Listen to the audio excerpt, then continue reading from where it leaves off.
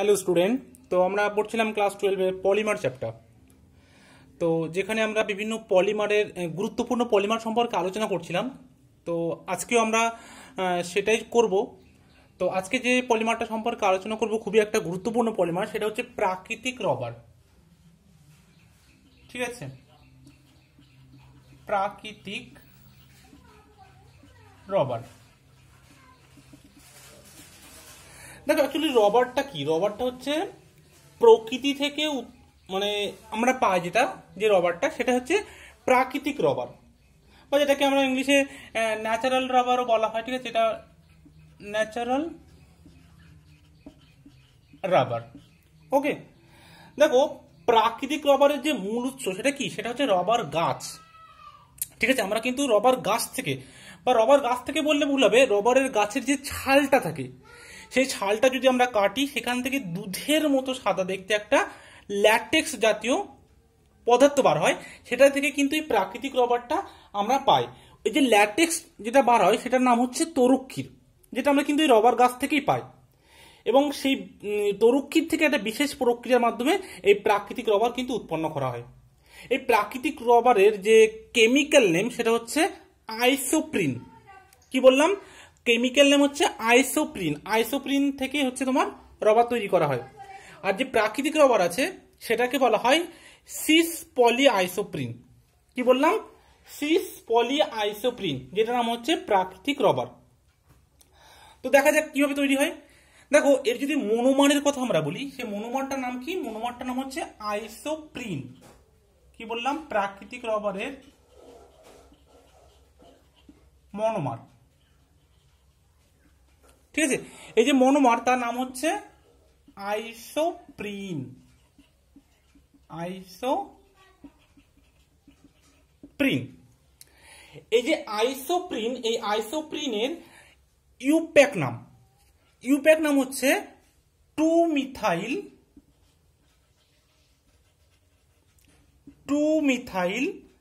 1,3 butadiene.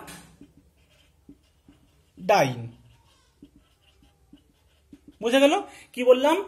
2-মিথাইল 1,3 butadiene. এটাই হচ্ছে তোমার আইসোপ্রিনের ইউপ্যাক নাম।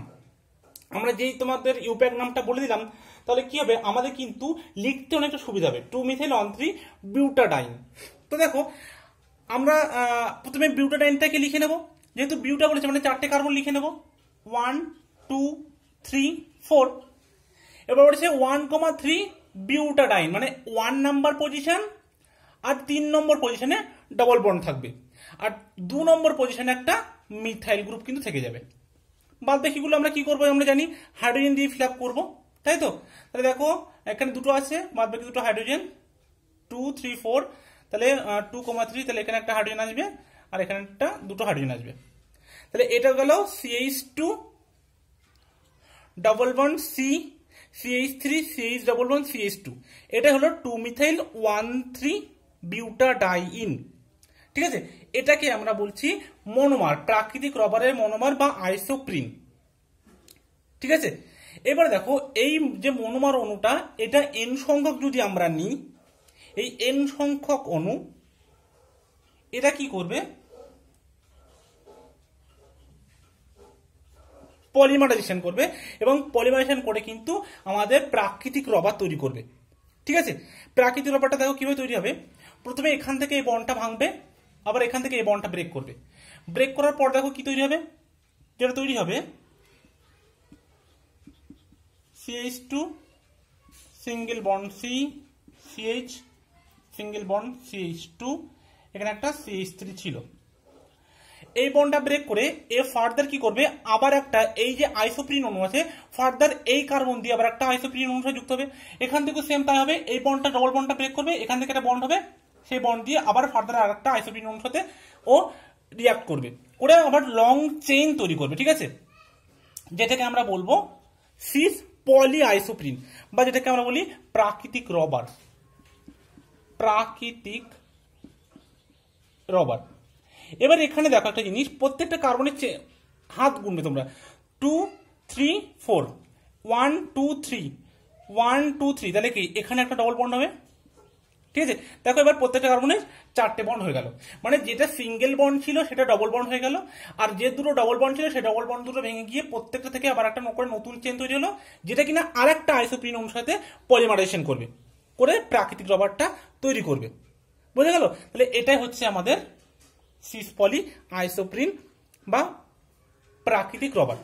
এবার দেখো এটা সিস কেন, দেখো এই যে ডবল বন্ড আছে, এই ডবল বন্ডের সাপেক্ষে আমি স্ট্রাকচারটা কত রকম ভাবে লিখতে পারি। দেখো ধরো এটাকে আমি লিখছি সি ডবল বন্ড সি, এখান থেকে একটা, এখান থেকে একটা, এখান থেকে একটা, এখান থেকে একটা।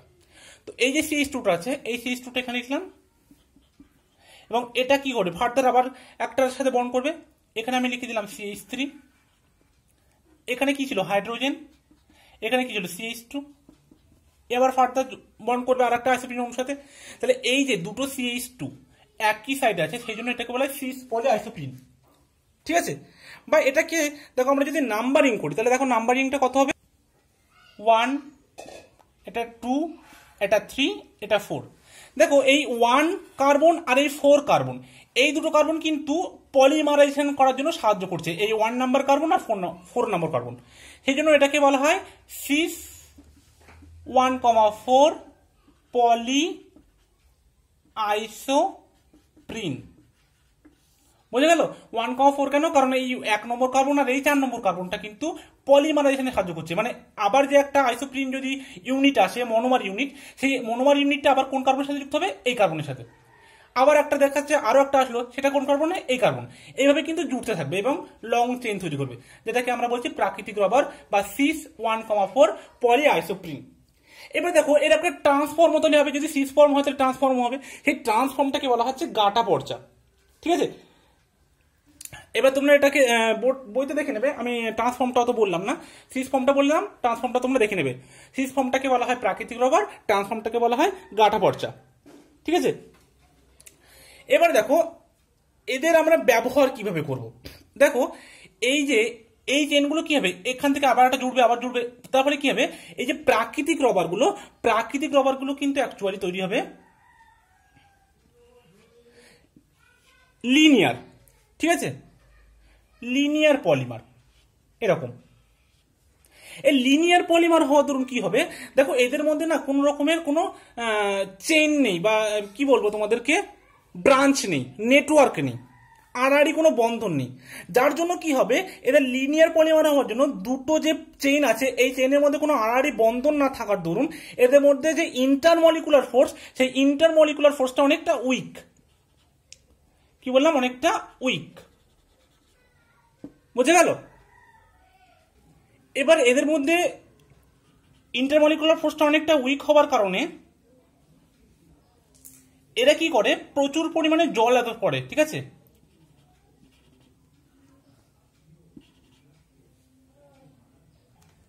ফোর্স অফ অ্যাট্রাকশনটা কেমন বললাম, উইক। এবং উইক হবার কারণে কি হয়, এদের মধ্যে প্রচুর পরিমাণে এরা জল অ্যাবজর্ব করতে পারে।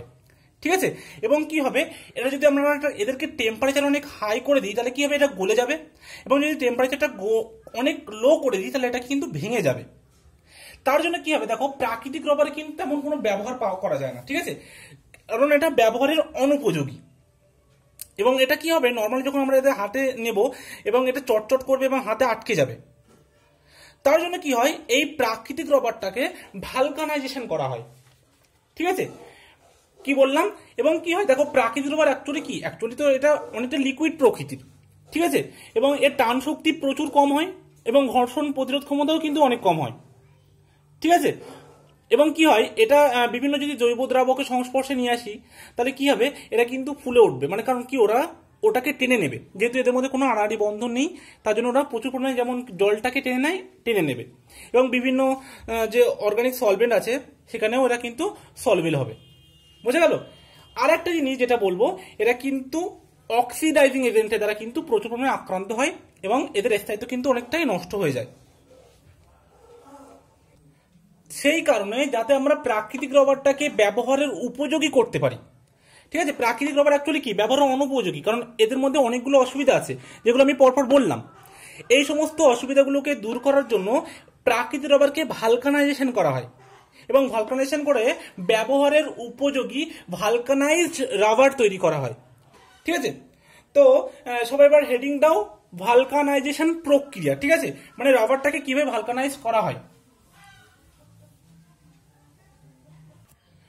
দেখো সবাই হেডিং দাও, রাবারের ভালকানাইজেশন, মানে ভালকানাইজেশন প্রক্রিয়াটা কিভাবে করা হয়। দেখো, যেহেতু প্রাকৃতিক রবার কি হবে, অনেকটা ব্যবহারের অনুপযোগী, তো ব্যবহারের উপযোগী করার জন্য বা এদের টান শক্তিটাকে বাড়ানোর জন্য বা তাপ সহন ক্ষমতাকে বাড়ানোর জন্য, স্থিতি স্থাপত্যকে বৃদ্ধি করার জন্য এই বিশুদ্ধ রবারের কিন্তু এই ভালকানাইজেশন করা হয়। ঠিক আছে, ভালকানাইজেশন দেখো কিভাবে করা হয়, যে পদ্ধতিতে এই যে নমনীয় রবারকে কম নমনীয় কিন্তু বেশি প্রসারণশীল, মানে কি বললাম, একটু আগে বললাম না যে টেনসাইল স্ট্রেন বা টান শক্তি অনেকটা কম, এটাকে যাতে আমরা বেশি প্রসারণশীল রবারে পরিণত করতে পারি, যে পদ্ধতিতে আমরা করব সেটাই কিন্তু ভালকানাইজেশন।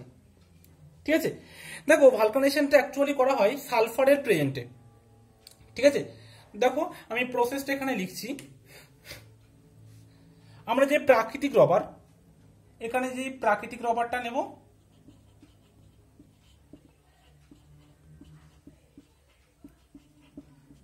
তার সাথে আমরা কি নেব, সালফার। ঠিক আছে,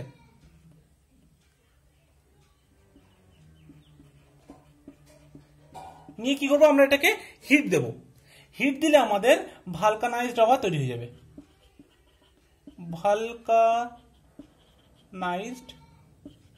রবার তৈরি হবে।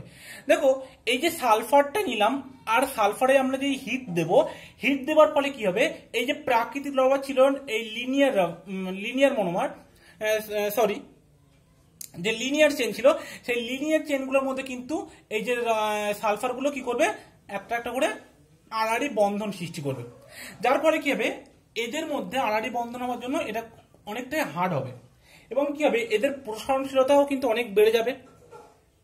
তারপরে কি হবে, টান শক্তিটাও অনেকটা বাড়বে এবং স্থিতিস্থাপকতা যেটা, সেটাও কিন্তু উল্লেখযোগ্য পরিমাণ বাড়বে।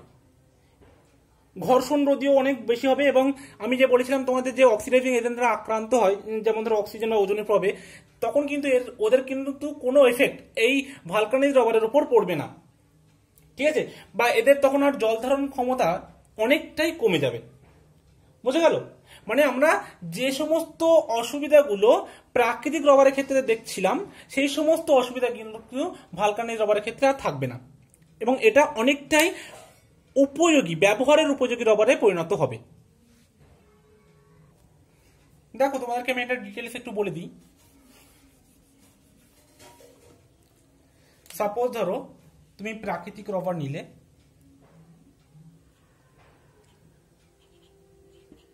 CH2 bond C bond CH3 double bond CH single bond CH2, এটা ছিল তো প্রাকৃতিক রবার। আমি এর আর একটা মনোমার নিচ্ছি, same monomer, CH2 bond C double bond CH bond CH2 bond CH3। দেখো এই যে প্রাকৃতিক রবারের আমি সাপোজ দুটো মনোমার নিয়ে করছি এখানটায়। ঠিক আছে, এই মনোমারগুলো কি হবে, দেখো এখানে আমি যদি সালফার দিই, ঠিক আছে, এর সাথে যদি আমরা সালফার দিয়ে দিই S8,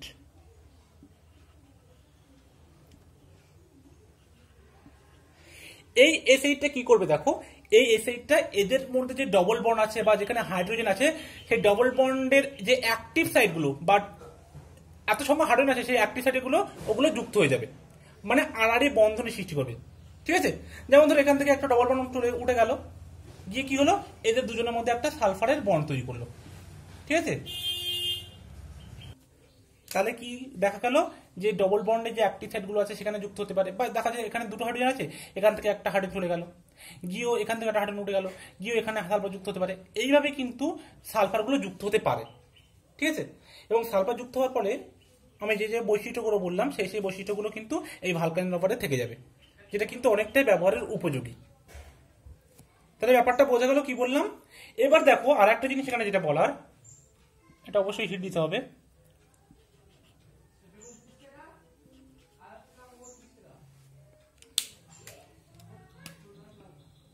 এখানে দেখো এই যে সালফার আমি দেখালাম, এই সালফার একটা হতে পারে বা এই সালফার অনেকগুলো হতে পারে, ঠিক আছে।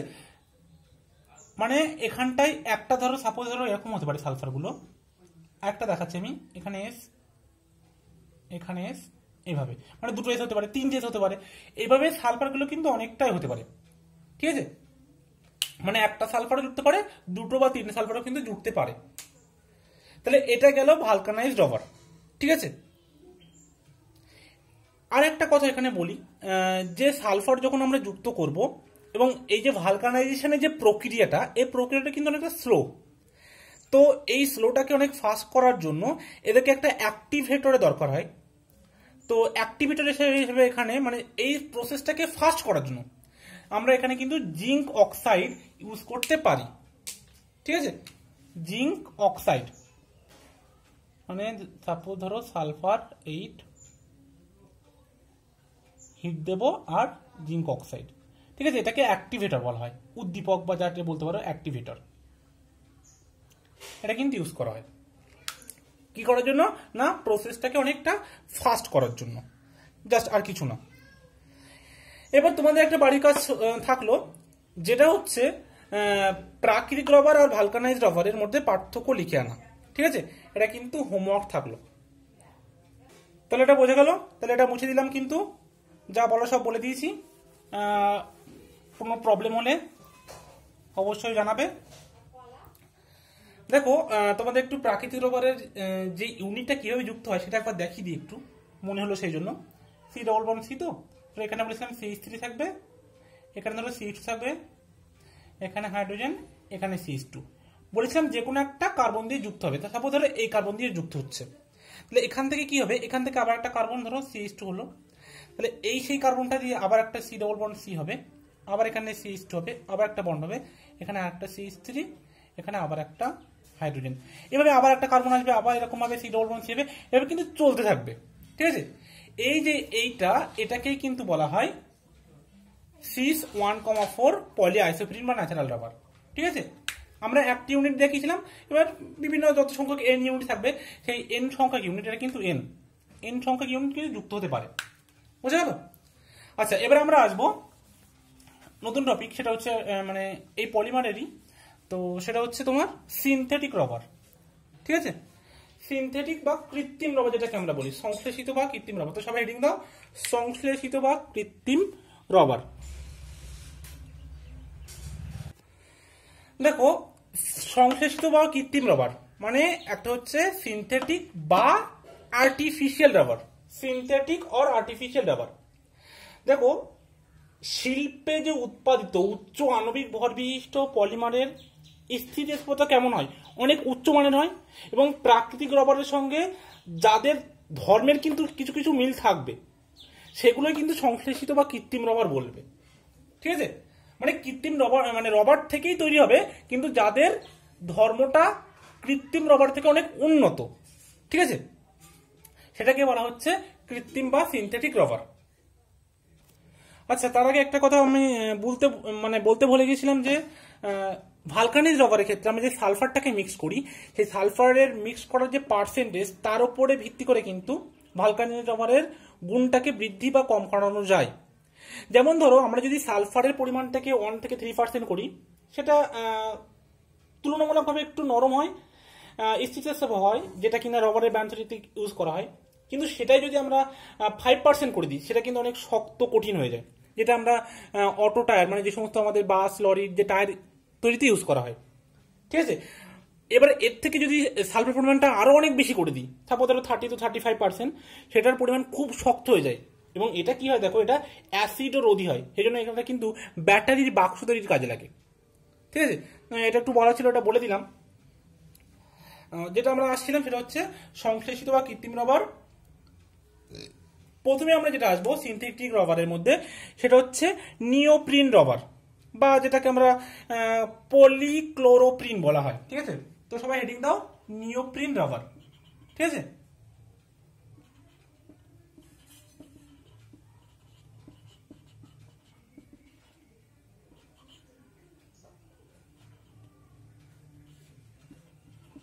বোঝাচ্ছে নিওপ্রিন, ঠিক আছে। একটু পেনটা গন্ডগোল করছে। নিওপ্রিন, দেখো নিওপ্রিনটা কি, নিওপ্রিনটা হচ্ছে আইসোপ্রিনেরই একটা ডেরিভেটিভ। কি বললাম? আইসোপ্রিনেরই একটা ডেরিভেটিভ। আচ্ছা, এতক্ষণ যে পলিমারগুলো পড়ালাম, যে প্রাকৃতিক পলিমার, প্রাকৃতিক রবার, সেটা হচ্ছে কিন্তু প্রাকৃতিক রবারটা কিন্তু একটা হোমো পলিমার। এখন যেটা পড়াচ্ছি আমরা সংশ্লেষিত বা কৃত্রিম রবার, তার মধ্যে যে প্রথম যেটা পড়ছি নিওপ্রিন, এটাও কিন্তু একটা হোমো পলিমার। বুঝে গেল? মানে কি, এদের একটাই মনোমার দ্বারা কিন্তু পলিমারটা তৈরি হচ্ছে, একই মনোমার ইউনিট বারবার রিপিট হচ্ছে। সেই জন্য প্রাকৃতিক রবার বা নিওপ্রিন যে এগুলো সবই কিন্তু তোমার হোমো পলিমার। এবং নিওপ্রিনটা হচ্ছে যে প্রাকৃতিক রবার ছিল আইসোপ্রিন, আইসোপ্রিনেরই মনোমার, আইসোপ্রিনেরই ডেরিভেটিভ। ঠিক আছে? ডেরিভেটিভ মানে কি, দেখো সাপোজ আইসোপ্রিনের কি সংকেত, মানে সংকেত কি ছিল, সি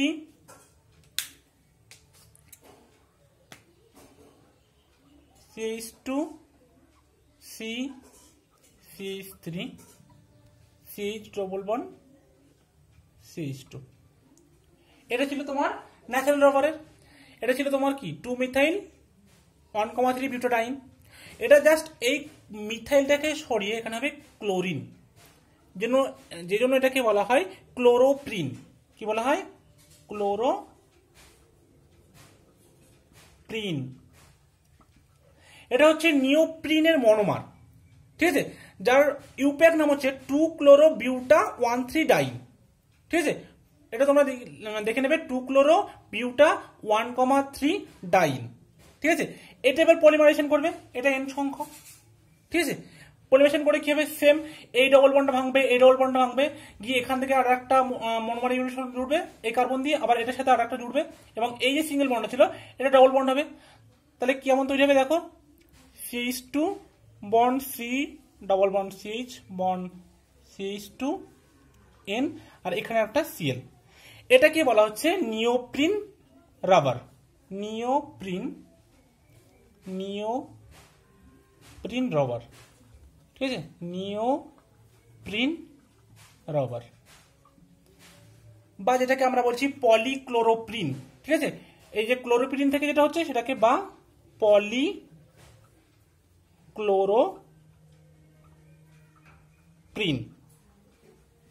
বুঝে গেল? এটাও দেখো, যেহেতু একটাই মনোমার ইউনিট বারবার রিপিট হচ্ছে, সেই জন্য একটা হোমো পলিমার। এবার আমরা আসবো বিউনা এস এবং বিউনা এন, যেটাও কিন্তু কৃত্রিম রবার বা তোমাদের হচ্ছে সিনথেটিক রাবারের মধ্যে পড়বে। ঠিক আছে? তো এটা দেখো কি কাজে ইউজ করা হয়। এটা ইউজ করা হয় তোমার বিভিন্ন যে গ্যাসকেট আছে বা বিভিন্ন যে তৈলবাহী পাইপ আছে বা জুতোর সোল, এই সমস্ত তৈরি করতে কিন্তু এই নিওপ্রিন ব্যবহার করা হয়। ঠিক আছে? এবার আমরা যেটা আসবো সেটা হচ্ছে নেক্সট বিউনা এস এবং বিউনা এন। বুঝে গেল? তো সবাই হেডিং দাও, বিউনা এস।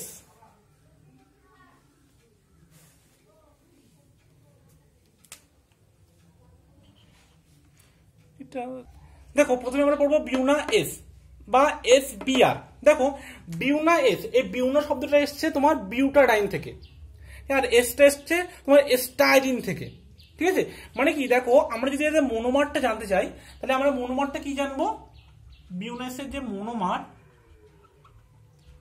সেটা হচ্ছে বিউটাডাইন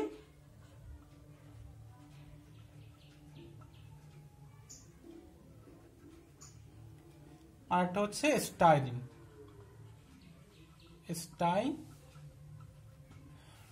ঠিক আছে? এই দুটো হচ্ছে তোমার বিউনা এস এর মনোমার, এই জন্য এটাকে বলা হয় স্টাইরিন বিউটাডাইন রাবার, আর এক নাম। ঠিক আছে? Styrene butadiene rubber. দেখো এটা কিভাবে তৈরি হয়, আমরা প্রথমে একটা স্টাইরিন নেবো। ঠিক আছে? তাহলে দেখো যেহেতু এদের মনোমার দুটো, তাহলে এটাকে আমরা কি বলতে পারি, এটা একটা কোপলিমার। আগের গুলো ছিল সব হোমোপলিমার, এটা হচ্ছে তোমার কোপলিমার। দেখো আমরা স্টাইরিন নেব,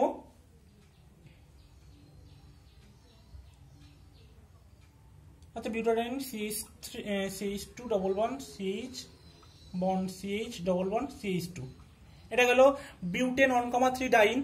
ঠিক আছে? তার সাথে এটা এন সংখ্যক, আবার এন সংখ্যক কি নেবো আমরা, স্টাইরিন নেবো, pH CH double bond CH2, তাই তো, এটা হলো স্টাইরিন, এটার নাম কি স্টাইরিন, এটা হচ্ছে বিউটেন 1,3 ডাইন। এখানেও কিন্তু সেম প্রসেসই হবে, এই ডবল বন্ডটা ভাঙবে, এই ডবল বন্ডটা ভাঙবে, এখানে ডবল বন্ড তৈরি হবে, সিঙ্গেল বন্ড আর ডবল বন্ড হবে, এখানে এই ডবল বন্ডটা ভাঙবে, এখান থেকে একটা বন্ড আসবে যেটা কিনা এই কার্বনের সাথে জুড়বে, আর এখান থেকে একটা বন্ড যাবে যেটা কিনা ফার্দার আবার একটা মনোমার ইউনিটের সাথে জুড়বে, ঠিক আছে। তাহলে যেটা তৈরি হবে আমাদের পলিমারাইজেশন করার ফলে, সেটা আমি নিচে লিখছি দেখো, CH2 bond CH double bond CH single bond CH2, এই CH2টা এই কার্বনের সাথে জুড়বে, তাহলে বন্ড CH বন্ড CH2, এখান থেকে আবার একটা নতুন মনোমার ইউনিট জুড়বে, আর এই CH এর সাথে জুড়বে PH, ঠিক আছে। এটাই হচ্ছে তোমার বিউনা এস, বোঝা গেল কি বললাম? তাহলে CH2 CH double bond CH CH2 bond CH CH2S, ঠিক আছে, এর নাম হচ্ছে বিউনা এস, বোঝা গেল সবাই? এটা দেখো কি কাজে ইউজ করা হয়, এই বিউনা এসটা আমাদের যে বিভিন্ন মানে কি বলবো, যে জুতোর সোল, মানে জুতোর যে সামগ্রী আছে সেই সময় জুতোর সামগ্রীতে লাগে, বিভিন্ন টায়ার তৈরিতেও কিন্তু কাজে লাগে এই বিউনা এস। আর বিভিন্ন তোমাদের ব্যবহার তো তোমরা বইতে আরো পেয়ে যাবে, সেগুলো একটু দেখে নেবে, ঠিক আছে।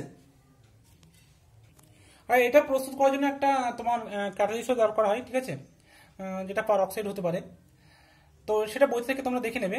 মেন যে রিয়াকশনটা বলে দিলাম, আর ব্যবহারটাও কিন্তু তোমরা বই থেকে দেখে নেবে, আমি একবার বলে দিয়েছি, তবু বই থেকে দেখে নেবে, ঠিক আছে। এবার যেটা হচ্ছে সেটা হচ্ছে বিউনা এন, ঠিক আছে, বিউনা এন। তাহলে আমরা হেডিং দেবো বিউনা এন, আর এটার নাম হচ্ছে NBr, ঠিক আছে, বিউনা এন, বোঝা যাচ্ছে? বিউনা এন NBr। দেখো এই যে বিউনা এন, এখানেও দেখো যে মনোমার ইউনিট দুটো আছে সেটা ঠিক আছে, এখানেও সেই বিউটা ডাইন আর অ্যাক্রাইলো নাইট্রাইল, এই যে বিউনা মানে বিউটা ডাইন আর এন মানে অ্যাক্রাইলো নাইট্রাইল, এই দুটো মনোমার নিয়ে বিউনা এন তৈরি হয়। এবং এটা কিন্তু একটা কোপলিমার, যেহেতু দুটো আলাদা আলাদা পলিমার। দেখো ন্যাচারালি কি হয়, যখন দুটো ভিন্ন ভিন্ন মনোমার ইউনিট যুক্ত হয় তখন কিছু ক্ষুদ্র অণুর অপসারণ ঘটে, যেটাকে আমরা বলি কনডেনসেশন। কিন্তু এখানে কিন্তু এক্সেপশনাল, এই বিউনা এন এবং বিউনা এস যেটা আগে করলাম, সে দুটোই কোপলিমার, কিন্তু এর দুটোই কিন্তু অ্যাডিশন, কারণ এখানে কিন্তু কোনো ক্ষুদ্র অণুর অপসারণ হয়নি, তোমরা দেখতে পেলে, ঠিক আছে। সেই জন্য কিন্তু এরা এক্সেপশনাল, মানে যেহেতু এরা কোপলিমার তবু কিন্তু এরা অ্যাডিশন পলিমার। সাধারণত কোপলিমার গুলো কিন্তু কনডেনসেশন পলিমার হয়, এটা একটু মনে রাখবে, ঠিক আছে। তো দেখো তাহলে আমি কি বললাম, এর দুটো মনোমারিক ইউনিট কি বললাম, এক নম্বর হচ্ছে বিউটেন 1,3 ডাইন, ঠিক আছে। তাহলে ওটা আমরা এন সংখ্যক নেবো, CH2 double bond CH bond CH double bond CH2, ঠিক আছে। তার সাথে আমরা এন সংখ্যক কি নেবো, acrylonitrile, CH2 double bond CH single bond CN। দেখো এখানেও সেম হবে, এই বন্ডটা ভাঙবে, এই বন্ডটা ভাঙবে, এই বন্ডটা ভাঙবে, ভেঙে এখানে ডবল বন্ড হবে, এখান থেকে একটা বন্ড চলে যাবে, এখান থেকে এই বন্ডটা এখানে জুড়বে, এখান থেকে একটা বন্ড তৈরি হবে, ঠিক আছে। এবং এখানে একটা ক্যাটালিস্ট আমরা ইউজ করবো, পারঅক্সাইড ক্যাটালিস্ট। দেখো কি তৈরি হবে, তাহলে bond CH2 bond CH double bond CH bond CH2, এই CH2 এর সাথে এই কার্বন যুক্ত হবে, bond CH2 bond CH CN, আর এখান থেকে একটা বন্ড আবার একটা মনোমারিক ইউনিটের সাথে যুক্ত হবে, ঠিক আছে। তো এটার নাম হচ্ছে বিউনা এন বা NBr, নাইট্রাইল বিউটাডাইন রাবার, ঠিক আছে, বিউনা এন, বুঝে গেল? এটা দেখো যেহেতু বিউনা এনটা উত্তম তাপরোধী, ঠিক আছে, এবং বিভিন্ন তেল বা বিভিন্ন জৈব দ্রাবকের উপস্থিতিতে ফুলে ফেপে ওঠে না, তাই জন্য এটাকে তৈলবাহী পাইপ বা কনভেয়ার বেল্ট বা যে সমস্ত তৈলরোধী ফোম সেই সমস্ত তৈরি করার কাজে কিন্তু এই বিউনা এনটা ইউজ করা হয়, ঠিক আছে। তো ইউজটা তোমরা দেখে নেবে। আজকে তাহলে এই পর্যন্ত থাকলো, ভিডিওটা অনেকটা লং হয়ে গেছে, তো থ্যাংক ইউ এভরিবডি, আজকে এই পর্যন্তই থাকছে, ঠিক আছে।